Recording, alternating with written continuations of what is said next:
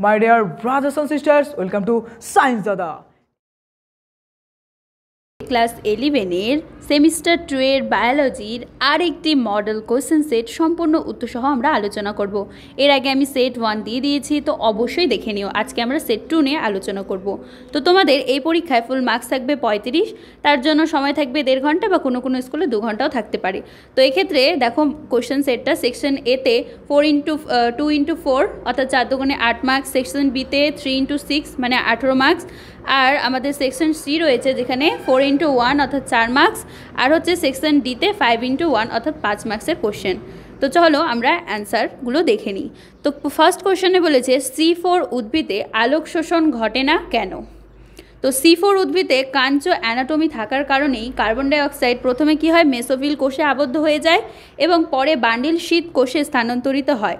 এবার যেহেতু প্রথমত এটা কি হচ্ছে, মেসোফিল কোষে আবদ্ধ হয়ে যাচ্ছে, এবার পরবর্তীতে আবার কী হচ্ছে, বান্ডেল শীত কোষে স্থানান্তরিত অর্থাৎ পরিবর্তিত হয়ে যায়। তো এই জন্যই বান্ডেল শীত কোষে কার্বন ডাইঅক্সাইডের ঘনত্ব কী হয়, বেশি থাকে, যা রুবিস্কো এনজাইমের অক্সিজেনেস কার্যকলাপটাকে কমিয়ে দেয় এবং আলোক শোষণটা কী হয়ে যায়, অফ হয়ে যায় বা বন্ধ হয়ে যায়।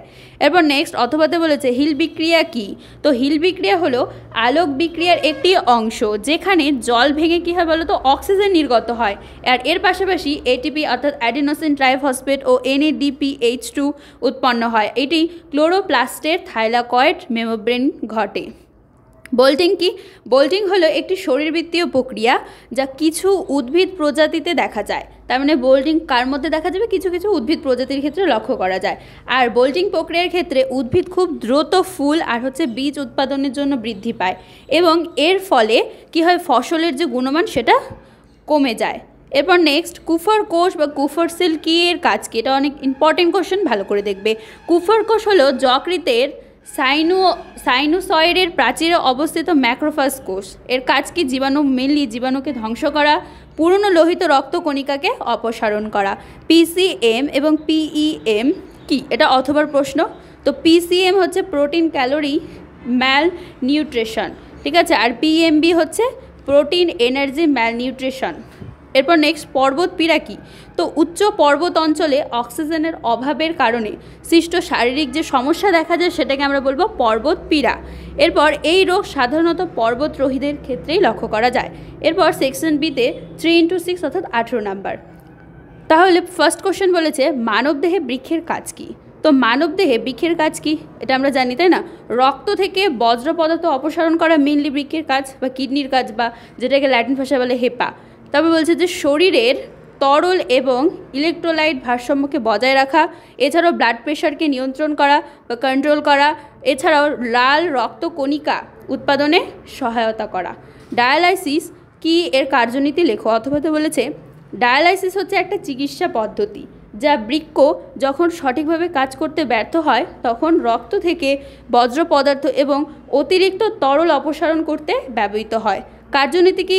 ডায়ালাইসিস মেশিনে একটি ডায়ালাইজার থাকে যা একটি বিশেষ ফিল্টার, এবার রোগীর রক্ত ডায়ালাইজারের মধ্যে দিয়ে প্রভাবিত হয় যেখানে বজ্র পদার্থ এবং অতিরিক্ত তরল রক্ত থেকে সরানো হয়, আর পরিষ্কার রক্ত কী হয় তারপরে শরীরে ফিরে আসে। এরপর নেক্সট মানবদেহের স্নায়ুতন্ত্রের শ্রেণীবিভাগ করো। তো মানবদেহের স্নায়ুতন্ত্রের শ্রেণীবিভাগ হচ্ছে কেন্দ্রীয় স্নায়ুতন্ত্র, যেমন কি মস্তিষ্ক সুষুম্না কাণ্ড, প্রান্তীয় স্নায়ুকেন্দ্র কি সংজ্ঞাবাহ আর হচ্ছে চেষ্টীয় স্নায়ু, স্বয়ংক্রিয় স্নায়ুতন্ত্র হচ্ছে সিম্প্যাথেটিক আর হচ্ছে প্যারাসিম্প্যাথেটিক স্নায়ুতন্ত্র। এরপরে নেক্সট পিটুইটারি গ্রন্থির অবস্থান লেখো। অগ্রপিটুইটারি থেকে কি কি হরমোন খরিত হয়? এটাও একটা ইম্পর্টেন্ট কোশ্চেন। তো পিটুইটারি গ্রন্থির অবস্থান হচ্ছে মস্তিষ্কের হাইপোথ্যালামাসের নিচে। তার মানে পিটুইটারি গ্রন্থি কোথায় থাকে? মস্তিষ্ক যেটা রয়েছে মস্তিষ্কের হাইপোথ্যালামাসের নিচে থাকে। অগ্রপিটুইটারি থেকে সোমাটোট্রপিক হরমোন অর্থাৎ STH, তারপর হচ্ছে TSH অর্থাৎ থাইরয়েড স্টিমুলেটিং হরমোন খরিত হয়। অ্যাড্রিনোকর্টিকোট্রপিক হরমোন অর্থাৎ ACTH, গনাডোট্রপিক হরমোন অর্থাৎ FSH মানে ফলিকল স্টিমুলেটিং হরমোন, আর LH বলতে কী বলতো, লিউটিনাইজিং হরমোনও খরিত হয়। এবার নেক্সট সবাত ও অবাত শোষণের মধ্যে পার্থক্য লেখো। তো সবাত শোষণে অক্সিজেনের প্রয়োজন হয় আর অবাত শোষণে অক্সিজেনের প্রয়োজন হয় না, ঠিক আছে। এবার সবাত শোষণে গ্লুকোজ সম্পূর্ণরূপে জারিত হয়ে বেশি শক্তি উৎপন্ন করে আর অবাত শোষণে আংশিক জারিত হয়ে কম শক্তি উৎপন্ন করে।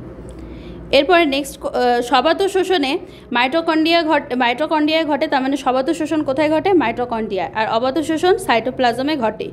এরপর নেক্সট অথবাতে বলেছে সবাত শোষণ কটি পর্যায় ও কী কী, আর প্রতিটি পর্যায়ে কোষের কোথায় ঘটে? তো সবাত শোষণ 3টি পর্যায়ের হয়। একটা হচ্ছে গ্লাইকোলাইসিস, যেটা সাইটোপ্লাজমে ঘটে। ক্রেবস চক্র কোথায় ঘটে? মাইটোকন্ড্রিয়ায়। আর ইলেকট্রন ট্রান্সপোর্ট সিস্টেম হচ্ছে মাইটোকন্ড্রিয়ায়। সন্ধানের ব্যবহারিক প্রয়োগ আলোচনা করো। তো সন্ধান প্রক্রিয়ার মাধ্যমে অ্যালকোহল, দই, ভিনিগার ইত্যাদি তৈরি করা হয়। এটি বেকারি শিল্পে পাউরুটি তৈরিতে ব্যবহৃত হয়। সন্ধান প্রক্রিয়ার মাধ্যমে কিছু ঔষধ এবং শিল্প রাসায়নিক তৈরি করা হয়। এরপর নেক্সট অক্সিন, জিব্বারেলিন, সাইটোকাইনিনের মধ্যে তুলনা করো। তো অক্সিন কি? অক্সিন মেইনলি কী করে? পর্বমধ্যে দৈর্ঘ্য বৃদ্ধি করে, ট্রপিক চলন নিয়ন্ত্রণ করে, আর অগ্রস্ত প্রকটতাকে ঘটায়। জিব্বারেলিন কী করে? পর্বমধ্যে দৈর্ঘ্য বৃদ্ধি করে, সেম এটাও। এছাড়াও এটা কী করে? বীজের অঙ্কুরোদ্গম ঘটায়, বোল্টিং ঘটায়। সাইটোকাইনিন কী করে? কোষ বিভাজন করে, পত্রমোচন করে, মানে পত্রমোচন যেটা রয়েছে সেটাকে দেরিতে ঘটায়, অর্থাৎ বিলম্বিত করে, পার্শ্বমুকুলের বৃদ্ধিটাকে বাড়িয়ে দেয় বা ঘটায়। এমফাইসিমা রোগের কারণ, লক্ষণ আর প্রতিকার ব্যবস্থা উল্লেখ করো। তো এমফাইসিমা রোগের যদি আমরা কারণ নির্ণয় করি বা নির্বাচন করতে যাই তাহলে কি হবে? তো প্রথমত ধূমপান করলে হবে, বা বায়ু দূষণ এবং বংশগত কারণেও হতে পারে। আর এর লক্ষণ কি কি? এমফাইসিমার লক্ষণ হচ্ছে শ্বাসকষ্ট হবে, অর্থাৎ শ্বাস নিতে কষ্ট হবে, তারপর কাশি হবে এবং ক্লান্তিভাবও দেখা দিবে। প্রতিকার কি? প্রধানত কী করতে হবে? স্মোকিং ছাড়তে হবে, অর্থাৎ ধূমপান ত্যাগ করতে হবে, ওষুধ খেতে হবে, ওষুধ সেবন করতে হবে, আর অক্সিজেন থেরাপি করতে হবে। এরপর সেকশন সিতে দেখো 4x1 অর্থাৎ 4 মার্কের একটা কোশ্চেন। মানুষের পায়ের অস্থিগুলির নাম আর সংখ্যা লেখো। তো মানুষের পায়ের যে অস্থি রয়েছে সেটা হচ্ছে ফিমার, কটি থাকে? 2টি। টিবিয়া কটি থাকে? 2টি। তারপর হচ্ছে ফিবুলাও 2টি থাকে, প্যাটেলা 2টি, টার্সাল 14টি, মেটাটার্সাল 10টি, আর হচ্ছে ফ্যালেঞ্জেস 28টি। সেকশনটিতে 5x1 অর্থাৎ 5 মার্কের একটা কোশ্চেন থাকবে। সাইন্যাপস কি? সাইন্যাপসের মাধ্যমে কিভাবে স্নায়ুস্পন্দন পরিবাহিত হয় তা বুঝিয়ে দাও। তো সাইন্যাপস হচ্ছে 2টি স্নায়ুকোষের সংযোগ স্থল। সাইন্যাপসের মাধ্যমে স্নায়ুস্পন্দন পরিবহন। তো কি হয়? একটি নিউরনের অ্যাক্সন থেকে নিউরোট্রান্সমিটার প্রথমত নিঃসৃত হয়। নিউরোট্রান্সমিটার সাইন্যাপটিক ক্লেফটের মাধ্যমে অন্য নিউরনের ডেনড্রাইটে পৌঁছায়। এটি অন্য নিউরনে স্নায়ু তাড়নার সৃষ্টি করে। বায়োলজি মডেল কোশ্চেন সেট সম্পূর্ণ উত্তরসহ আলোচনা করা কমপ্লিট হলো।